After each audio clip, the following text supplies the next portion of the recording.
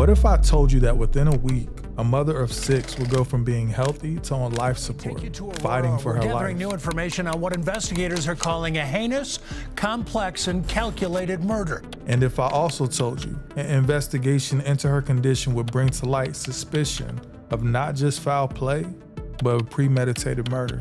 We begin Denver 7 News at 11 with breaking news. Shocking new details in the case of the dentist. Now to the Colorado dentist. Colorado is standing trial after being accused of poisoning his wife. So we actually have developed a free level of sedation for some of our patients. She would pretty much just give me anything. That's the kind of person she is. At this time, police won't say how Craig's wife was poisoned, what she was poisoned with, or will let investigators to arrest him, Jenny.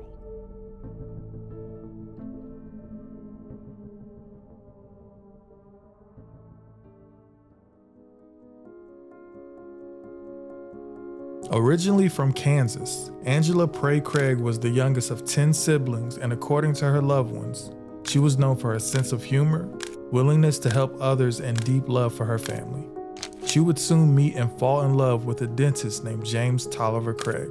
They would eventually marry on December 19, 1999, and decide to relocate to Aurora, Colorado, where James would start a private dental practice named Summerbrook Dental Group. Turning dental care into a positive experience, you've done it a lot. How do you do it? Oh man, well when patients come to our practice, the first thing that we go over with them is you don't have to be afraid.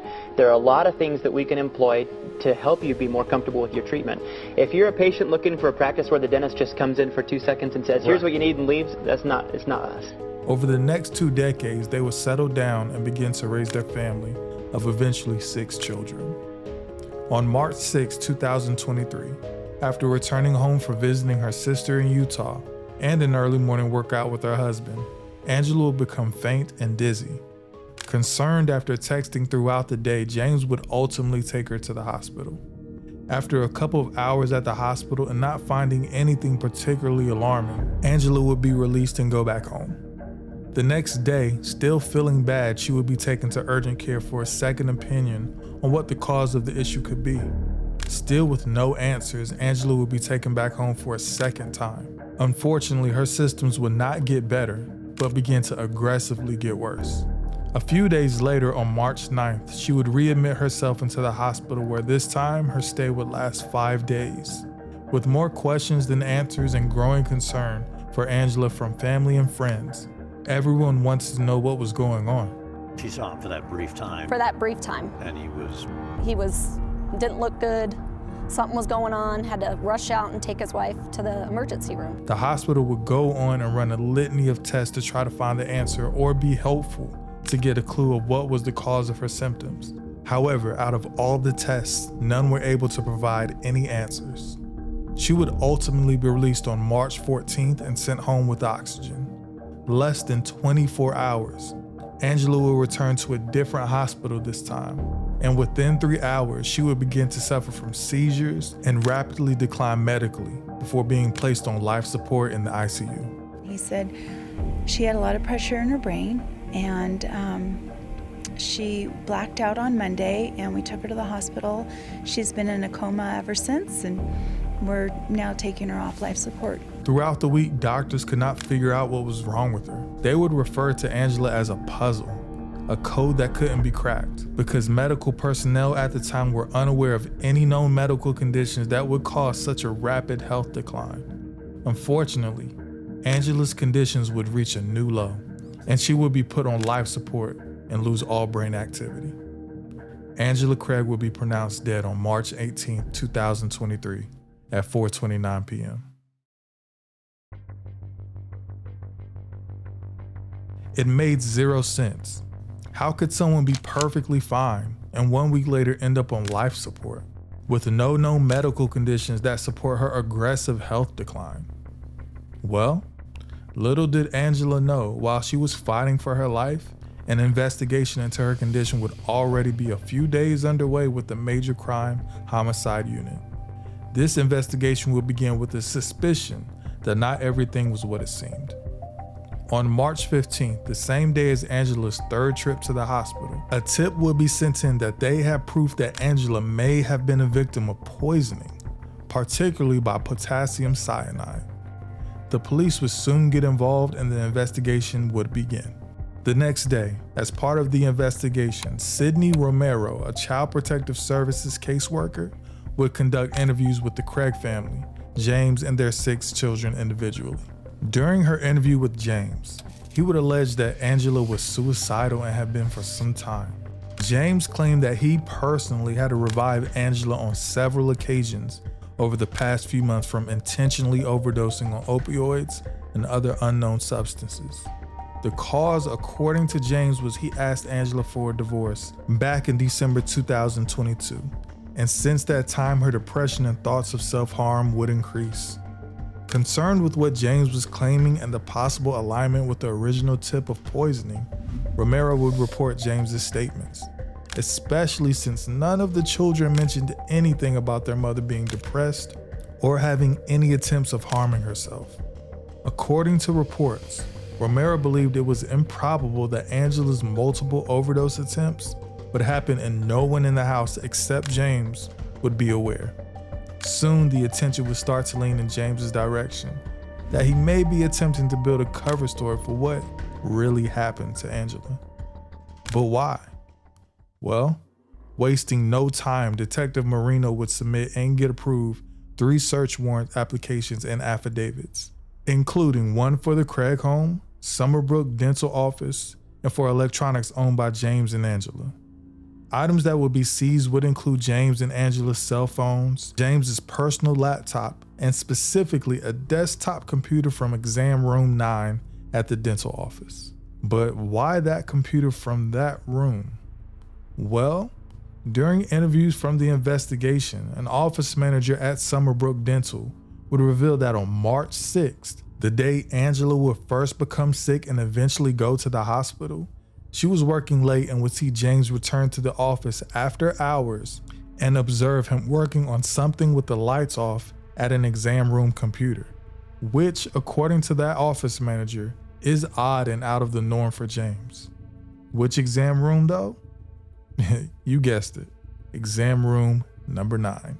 According to reports, shortly after, James would leave and then send a text saying he would be receiving an important package in a few days and to not open it. That package would be delivered to the office on March 15th. So, what was in the package? More on that later. After seizing James and Angela's electronic devices, detectives would begin reviewing text conversations, particularly between the couple, leading up and during Angela's multiple hospital stays. What they found would ultimately shift their interest to James.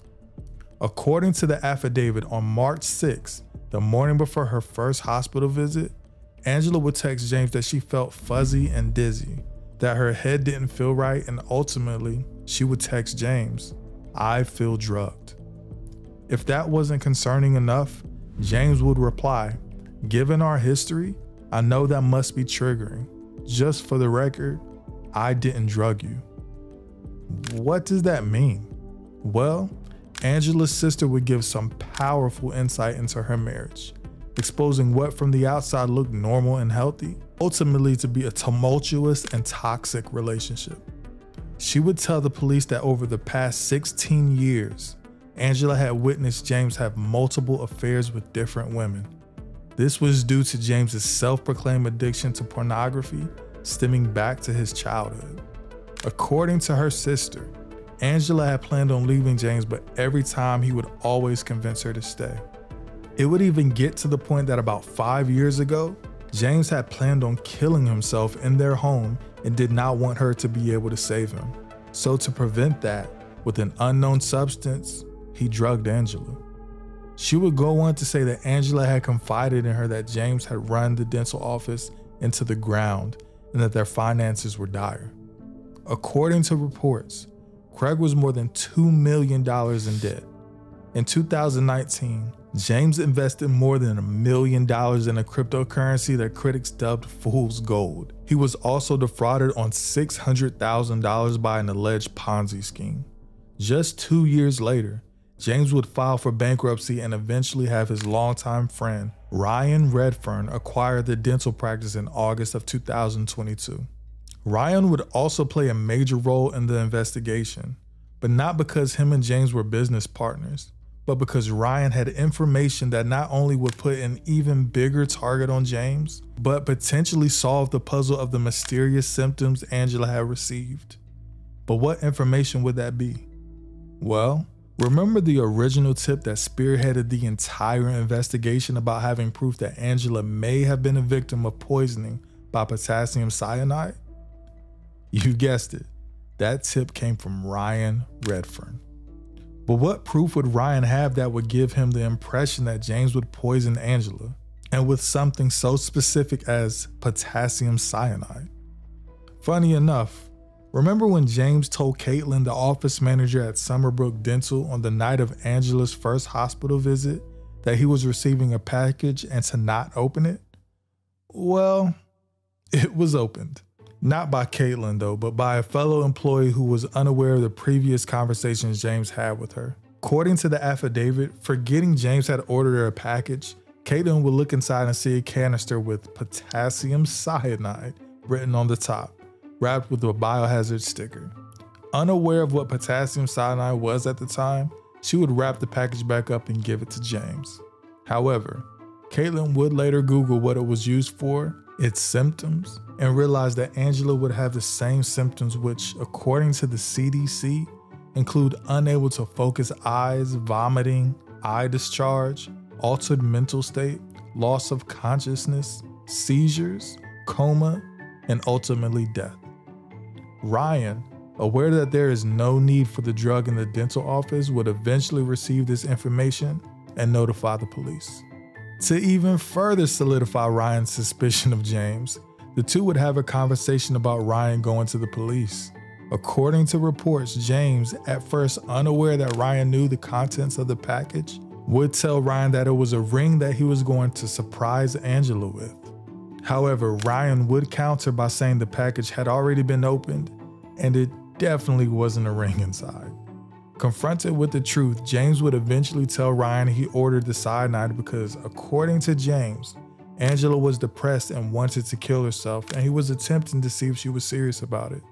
According to reports, Ryan would tell James to stop talking and to get a lawyer.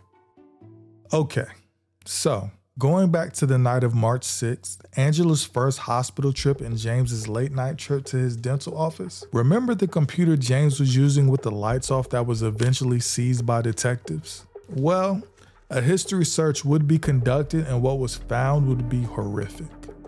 Logged in under the email Jim and Waffles, detectives would find a Google search history including, "Is arsenic detectable in an autopsy?" and "How many grams of pure arsenic would kill a human?" Yeah. There would be links to information and websites including the amount of exposure to arsenic for a lethal dose, as well as a link to a website detailing everything you need to know about arsenic poisoning.